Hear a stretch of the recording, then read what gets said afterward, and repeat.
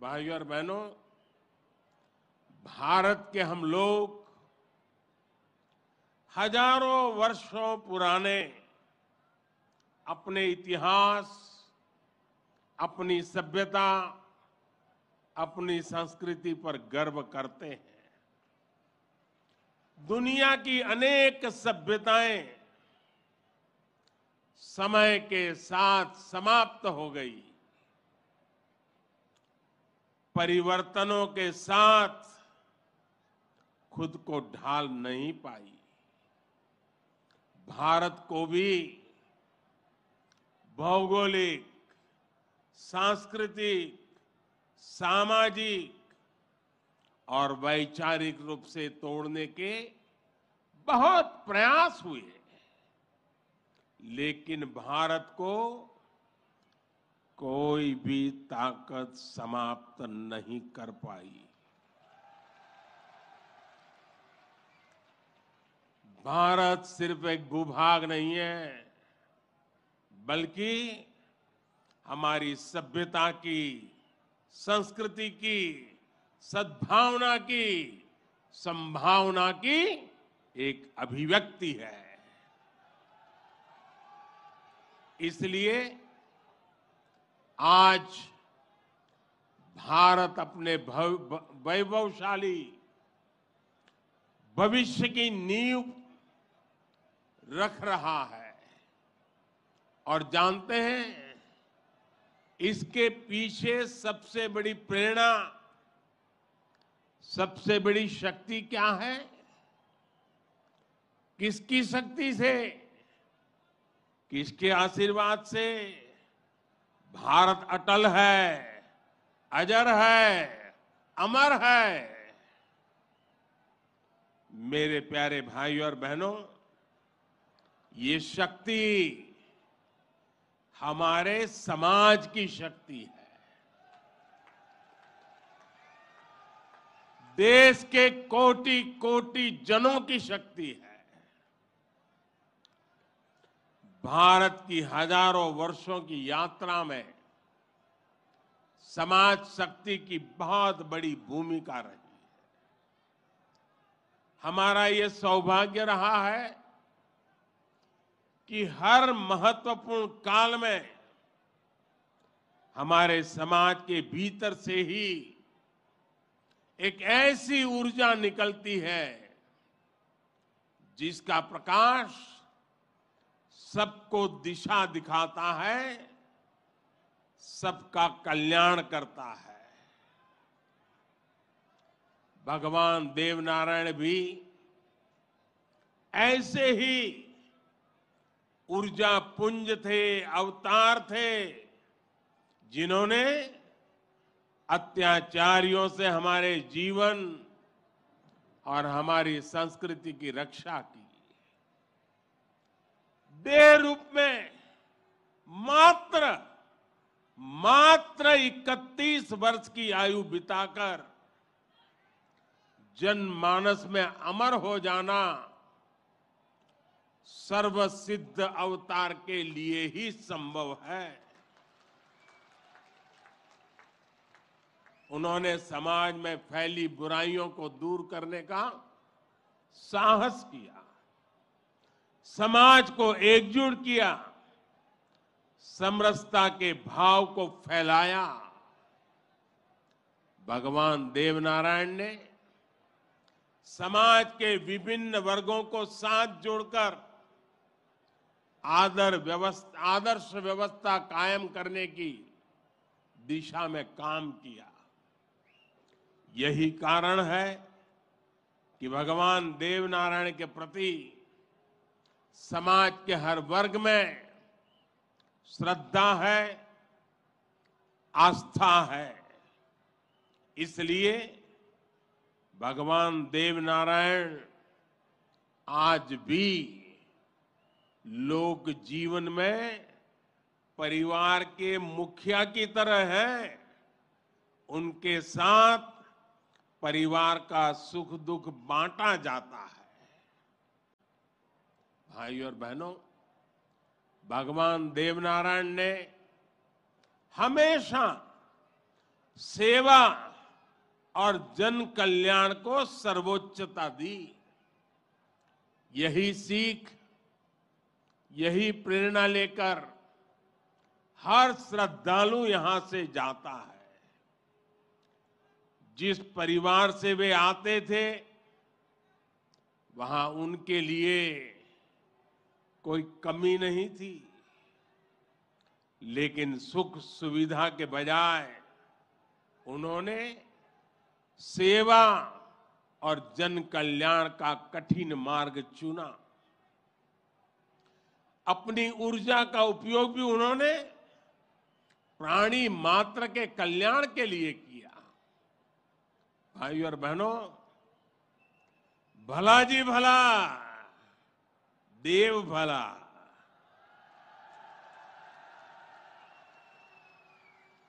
भला जी भला, देव भला। इसी उद्घोष में भले की कामना है, कल्याण की कामना है।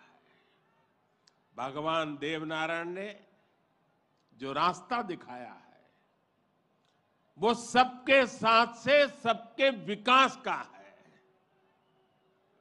आज देश इसी रास्ते पर चल रहा है। बीते 8-9 वर्षों से देश समाज के हर उस वर्ग को सशक्त करने का प्रयास कर रहा है जो उपेक्षित रहा है, वंचित रहा है। वंचितों को वरीयता, इस मंत्र को लेकर के हम चल रहे हैं। आप याद करिए, राशन मिलेगा या नहीं, कितना मिलेगा, ये गरीब की कितनी बड़ी चिंता होती थी। आज हर लाभार्थी को पूरा राशन मिल रहा है, मुफ्त मिल रहा है। अस्पताल में इलाज की चिंता को भी हमने आयुष्मान भारत योजना से दूर कर दिया है। गरीब के मन में घर को लेकर टॉयलेट, बिजली, गैस कनेक्शन को लेकर चिंता हुआ करती थी, वो भी हम दूर कर रहे हैं। बैंक से लेन देन भी कभी बहुत ही कम लोगों के नसीब होती थी। आज देश में सभी के लिए बैंक के दरवाजे खुल गए हैं। साथियों, पानी का क्या महत्व होता है, ये राजस्थान से भला बेहतर कौन जान सकता है। लेकिन आजादी के अनेक दशकों बाद भी देश के सिर्फ 3 करोड़ परिवारों तक ही नल से जल की सुविधा थी। 16 करोड़ से ज्यादा ग्रामीण परिवारों को पानी के लिए संघर्ष करना पड़ता था। बीते 3.5 वर्षों के भीतर देश में जो प्रयास हुए हैं, उसकी वजह से अब 11 करोड़ से ज्यादा परिवारों तक पाइप से पानी पहुंच चुक लगा है। देश में किसानों के खेत तक पानी पहुंचाने के लिए भी बहुत व्यापक काम देश में हो रहा है। सिंचाई की पारंपरिक योजनाओं का विस्तार हो या फिर नई तकनीक के सिंचाई, किसान को आज हर संभव मदद दी जा रही है। छोटा किसान जो कभी सरकारी मदद के लिए तरसता था, उसे भी पहली बार पीएम किसान सम्मान निधि से सीधी मदद मिल रही है। यहां राजस्थान में भी किसानों को पीएम किसान सम्मान निधि के तहत 15,000 करोड़ रुपए से अधिक सीधे उनके बैंक खातों में भेजे गए हैं। साथियों, पिछले वर्ष स्वतंत्रता दिवस के अवसर पर मैंने लाल किले से पंच प्राणों पर चलने का आग्रह किया था। उद्देश्य यही है कि हम सभी अपनी विरासत पर गर्व करें, गुलामी की मानसिकता से बाहर निकले और देश के लिए अपने कर्तव्यों को याद रखें। अपने मनुष्यों के दिखाए रास्तों पर चलना और हमारे बलिदानियों, हमारे शूरवीरों के शौर्य को याद रखना भी इसी संकल्प का हिस्सा है। राजस्थान तो धरोहरों की धरती है। यहां सृजन है, उत्साह और उत्सव भी है, परिश्रम और परोपकार भी है, शौर्य यहां घर घर के संस्कार है। रग राग राजस्थान के पर्याय है। उतना ही महत्व यहां के जन जन के संघर्ष और संयम का भी है।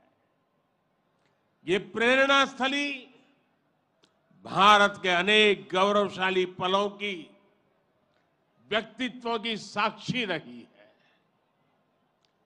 तेजासी से बाबूजी तक, गोगा जी से रामदेव जी तक, बप्पा रावल से महाराणा प्रताप तक, यहां के महापुरुषों, जननायकों, लोक देवताओं और समाज सुधारकों ने हमेशा देश को रास्ता दिखाया है। इतिहास का शायद ही कोई कालखंड है जिसमें इस मिट्टी ने राष्ट्र के लिए प्रेरणा न दी हो। इसमें भी गुर्जर समाज शौर्य, पराक्रम और देशभक्ति का पर्याय रहा है।